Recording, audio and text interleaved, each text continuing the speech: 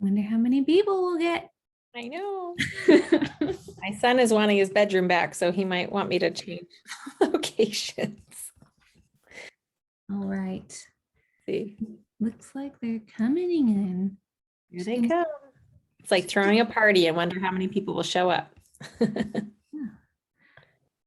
Just gonna wait a few minutes, make sure, or at least a minute or two, make sure everyone gets in.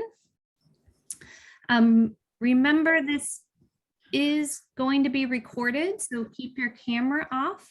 If you do not want to be recorded, you can always use the chat if you also don't want your voice to be recorded.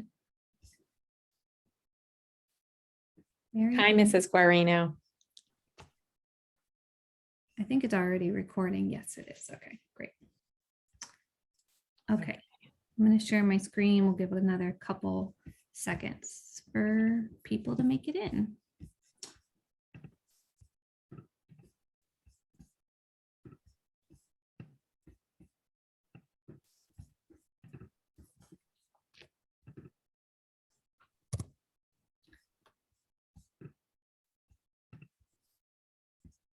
Okay, I think we are ready to start. Again, if you're just coming in and you didn't hear my announcement, this is also being recorded. So please keep your video off if you would not like yourself to be recorded, and you can use the chat if you would like your voice to also not be recorded. All right, so this year, teachers have learned a lot from our last year with Canvas. And we're still figuring out some of the best ways to use Canvas, especially since this year Canvas is being used with all students. So that's in-person students, our independent studies students, and those that have to be temporarily off campus. This slideshow is a resource. So we're hoping you're going to get a lot of information, but we're hoping you come back to it and use the videos and the links embedded to help you learn about Canvas. All right. So this is an example, or two examples of a home page for Canvas. This is this year's second grade independent studies Canvas course here, and you can see it's organized very differently from the fifth grade one. So you may or may not have access to the same links and buttons. If you see on the page on the left side, the second grade one only has home, item banks, brain pop, and news ELA.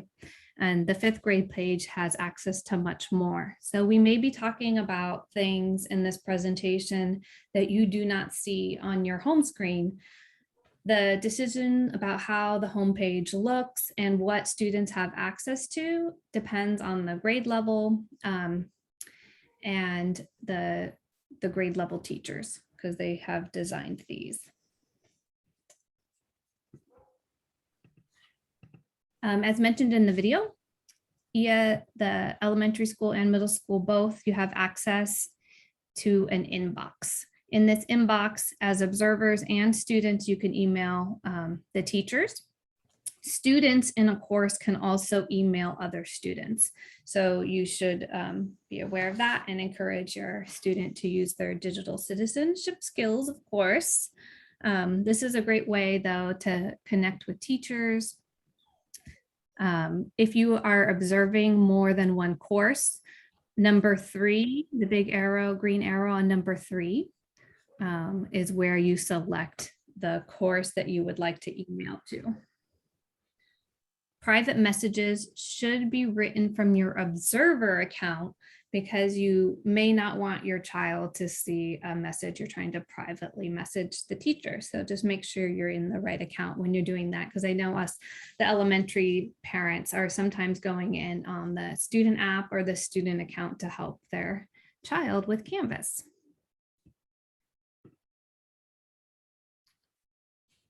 And Mary, I believe this. All right.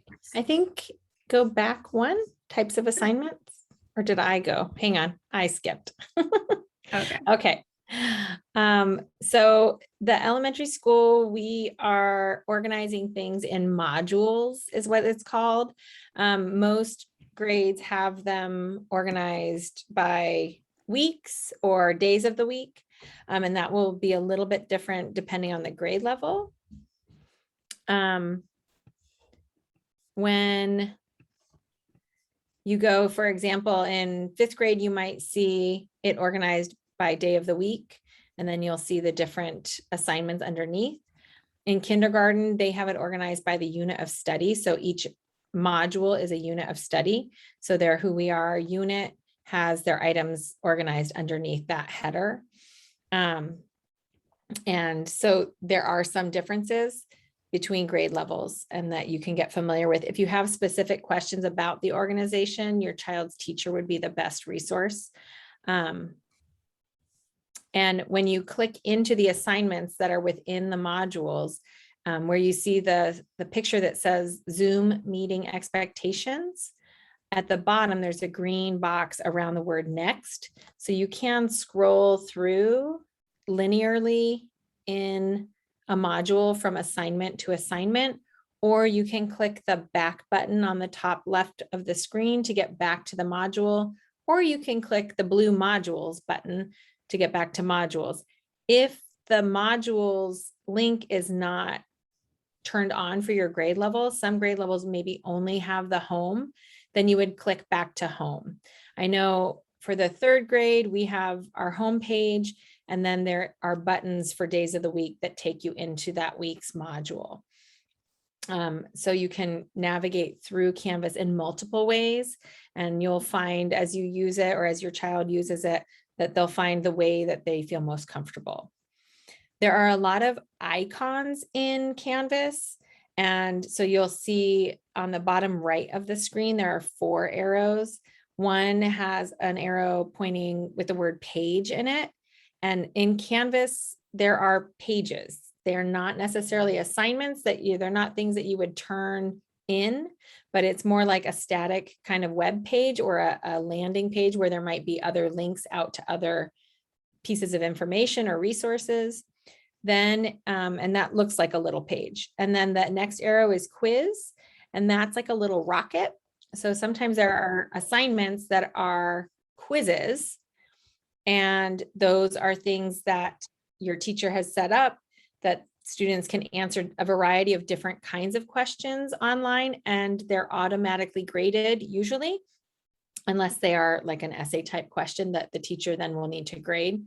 And every teacher grade level may have different protocols with how they are allowing students to see their scores or how many times they can attempt the quiz. I know we just had our first independent studies math test quiz, and a student, kind of rushed through it and wanted another chance. So they emailed through inbox, could you reset another turn? So just keep that communication open if you come to like a little roadblock where, oh, we goofed, or we needed another try, so that the teachers can change those settings if they need to. Pages in there twice, so pages are super important. And then the last arrow is assignment. So you'll see it's got a little pencil there. Assignments tend to have a due date, like there's a due date that will land the assignment in the calendar section. Assignments sometimes they have a way to submit. You may submit a photo, you might submit through the media button, you can submit a video, you might submit just a file. So every assignment will have a different way that the teacher has set it up. And some teachers don't use a due date, or they don't keep an open date and a close date. So those are differences teacher to teacher, grade to grade. I really like and need the calendar personally. So I like to set, for 3rd grade, we set an open date and a close date.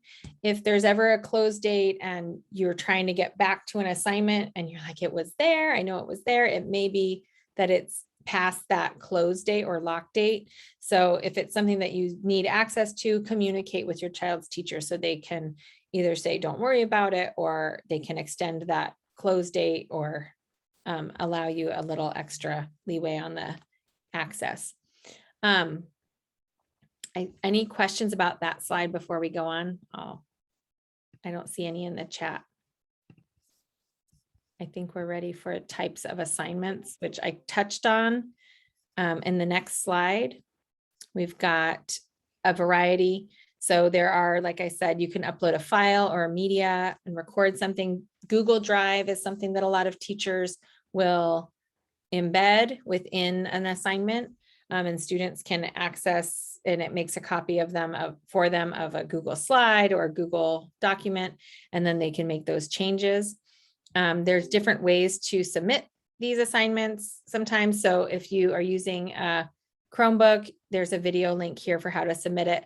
A student app, if you're using the student app, you can click that video for how to submit. You cannot submit work through the Observer app, through the parent app. So if you're an elementary student, parent of an elementary student, or a family member of an elementary student, and you're trying to support submission, you'll want to log in and into the student app. There are other types of assignments besides just writing and video submissions. Discussions are something used where students are able to type almost like a typed conversation. And there's a little video to explain that and see that in action. There are the quizzes, some are graded, some are not graded. And like I said, some may have a due date, some may not have a due date, and some have no submission. I noticed in 4th grade, they have even sometimes a link on out to, they're using another website that there's a lot of different types of external tools. So sometimes you may be sent out to an external, like I think it's Seesaw that they're using. A lot of us use Flipgrid or BrainPop, and some of them are embedded within Canvas and some of them are external to Canvas. So there are a few differences. The next slide is going to talk a lot more about those external tools. So you'll see if you see an external tool assignment, there are over 300 different Canvas tools that are external. Google Docs is a very common one. We have a little video in there to kind of go over that. A lot of the classrooms and specials are using Flipgrid. There's a video about that, but you'll also see links and external tools like Think Central or Khan Academy or IXL, Anton and Antoline, Duolingo, the Logo website for German, and then ReadWorks, Kids A to Z, Epic. So there is a variety of tools and they have different associations with Canvas. Some are embedded and some will take you outside. Are there any questions about the assignments? If not, then I'll hand it over to Ms. Gullins for the assignment page. All right. So if your teachers have enabled assignments on the left side navigation, you'll see a page that looks like this. I just wanted to real quickly distinguish between overdue assignments and past assignments. So overdue always means it was not turned in. It doesn't mean that you can't turn it in. That just depends on how the teacher has set it up. But past assignments are turned in the past. Upcoming's obviously upcoming. Overdue means not turned in. All right, so this is has a picture of a few different things. You often see, or you always see, the to-do list on the course homepage. Again, as you can see in this number 1 that it's pointing out, you can differentiate between different types of assignments, right? So this one with the little pencil is an assignment that will have a due date of January 11th by 11:59 p.m. This is an announcement, that's why it's a little speaker. If you want to take off something on the to-do list, simply click the little X next to it and it will delete off of that if it's getting a little too crowded. If there's more to look at and you want to see them all, of course, go to the Show All button. This is on the left side of the page, but you can actually see, sorry about the dog, the to-do list is actually on the right side of the home page. And this is just another way to view courses. So these are different courses. And you can, oh no, this is an assignment. So it's graded, it even has a reply from the teacher and feedback. Missing means it was not turned in. Okay, let's see. Mary? Hello. So like I said, I like to use the calendar. And so I make sure we assign a due date, and on the left-hand side of your Canvas screen, there's almost like two vertical little navigation bars. And so on the far left one, there is a calendar icon, and you can click that and it takes you to one of two views. You can click a month view or an agenda view. And so the month view gives you the overview of the whole month.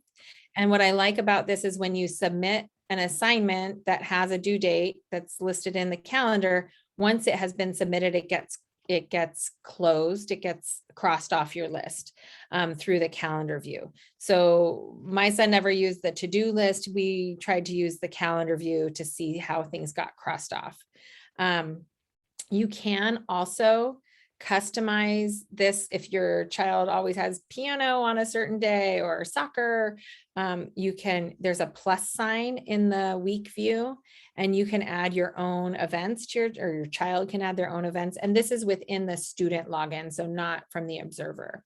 But you also can, if you would like, to sync your child's calendar for due dates to your Google or iCal calendar. There's a little video link here, but you can sync that to your phone or your other, your Google Calendar.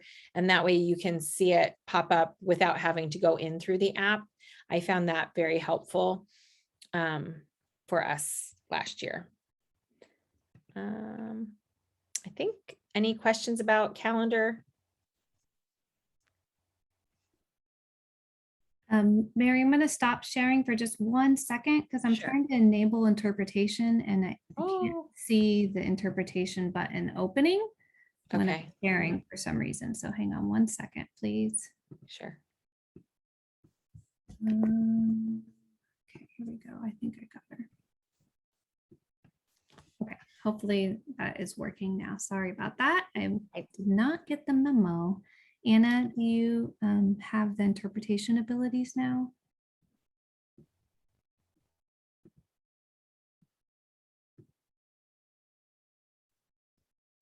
I'm not sure. Okay. Let's see. Yes, she does. Okay, great. So sorry about that. I didn't know I had to do anything when we started. Okay, let me let another person. All right. I think that was all to cover about calendar.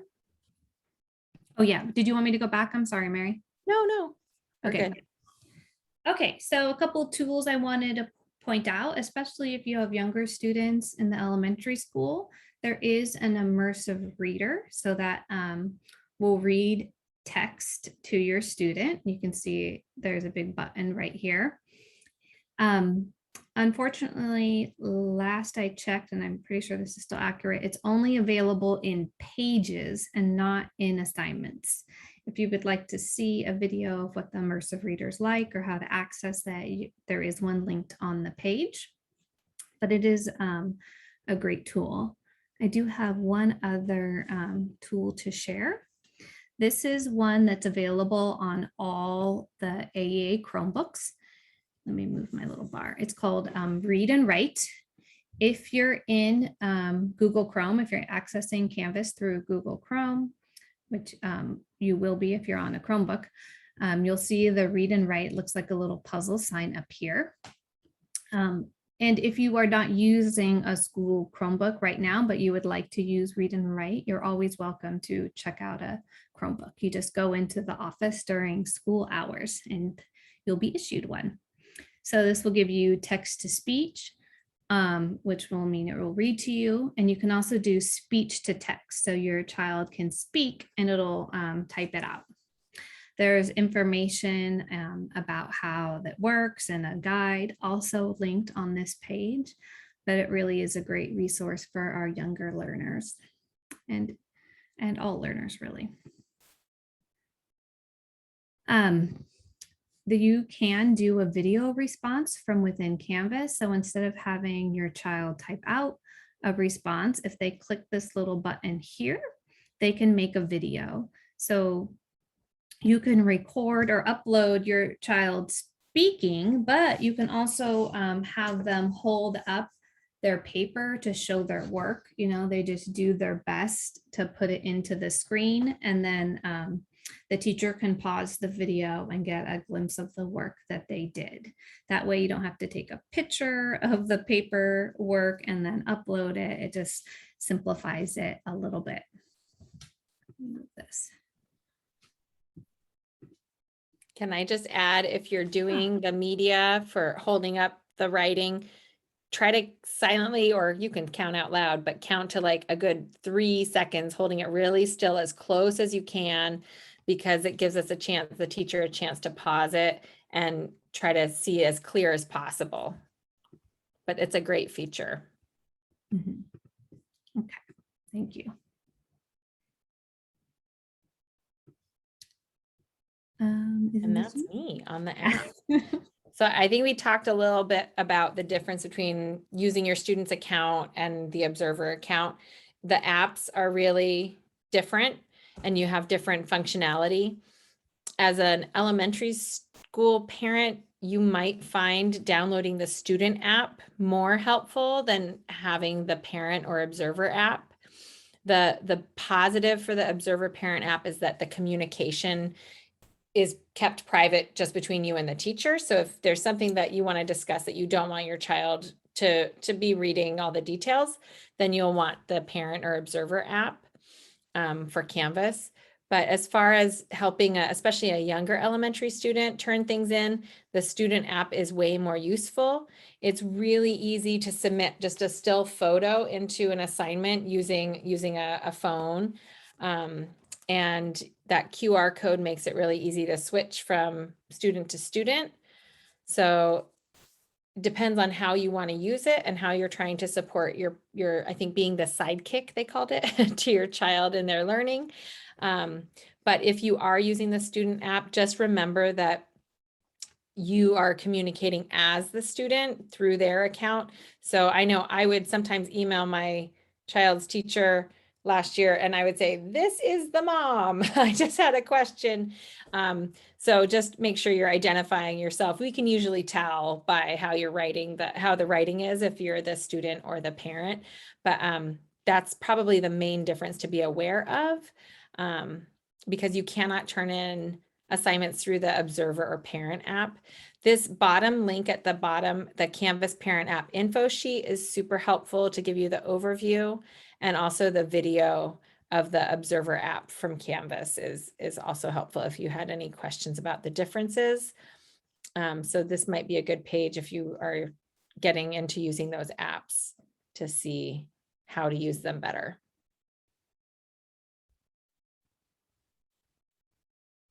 Oh, I did want to point out that grades, when I talked about those external apps, those grades, like if you're submitting something for Kids A to Z, or you're submitting something for ReadWorks or Think Central, those grades don't flow into Canvas. So you wouldn't see those grades there.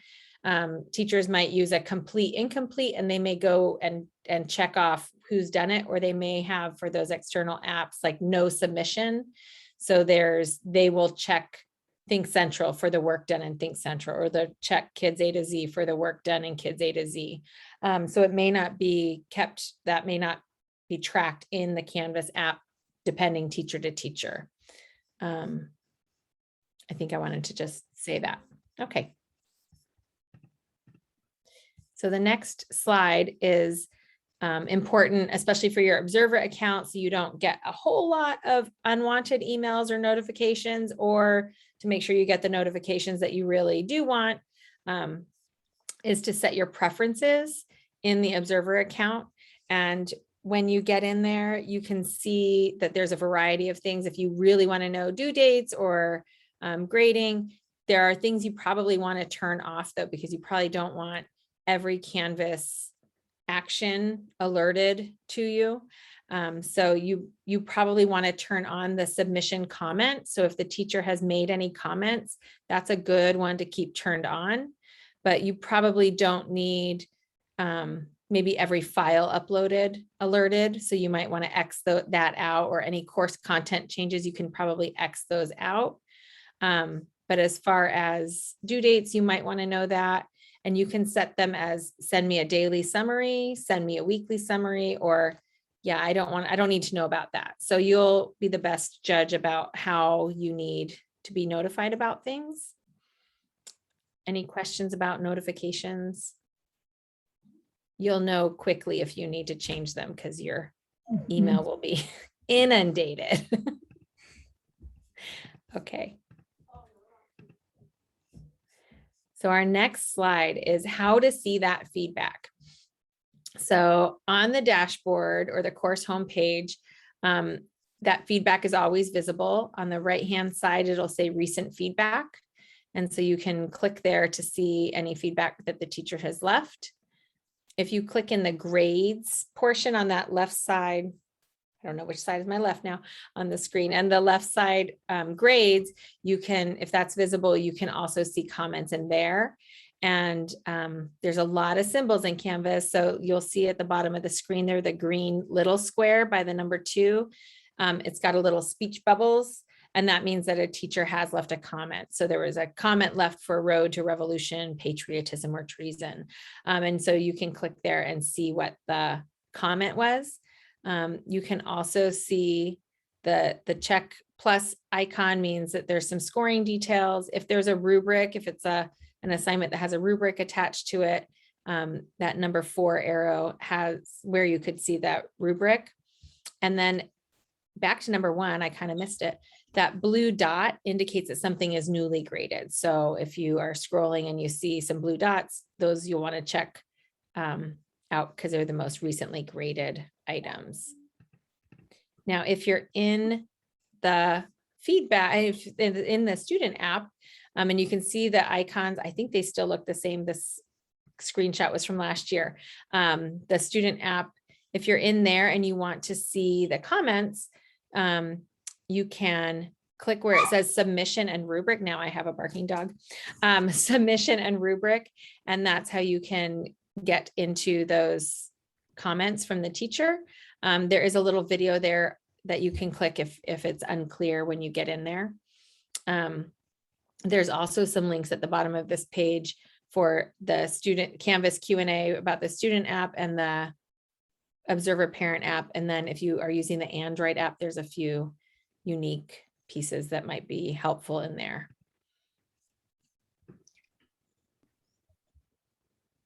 Oh, that was that page. Sorry.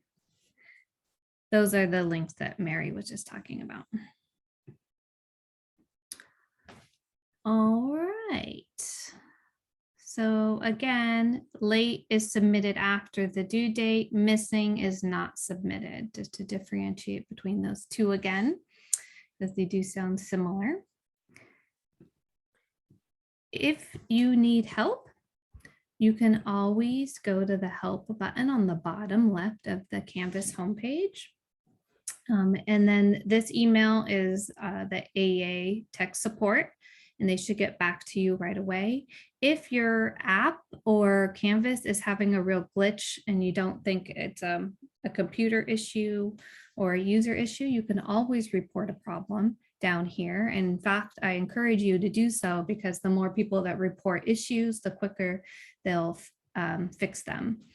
If you need your student email reset, you can email me. I'll put it in the chat. Or if you need your observer code because you're having trouble accessing it, then you can also email me and I'll get that observer code to you.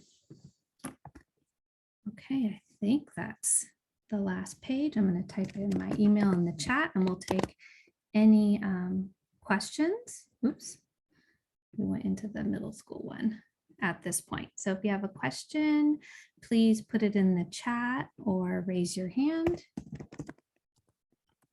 Oops. I'll work on slowly typing my email. I'm also going to put in the chat the link to the guides from Canvas. So you can,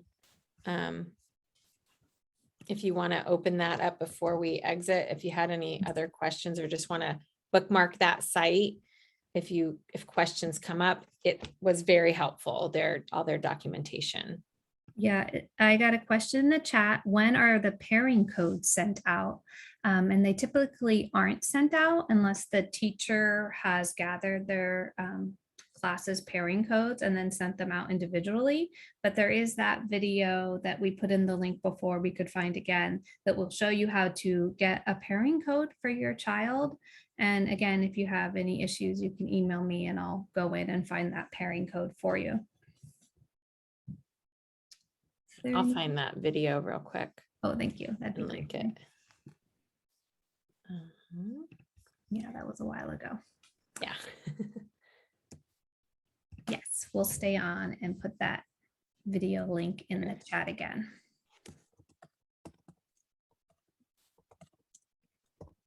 No problem. Okay. The video is in there, but we'll stay on and give you a minute or so to make sure that you're accessing it if you want to. Does anyone else have any questions or anything they would like to ask before we go?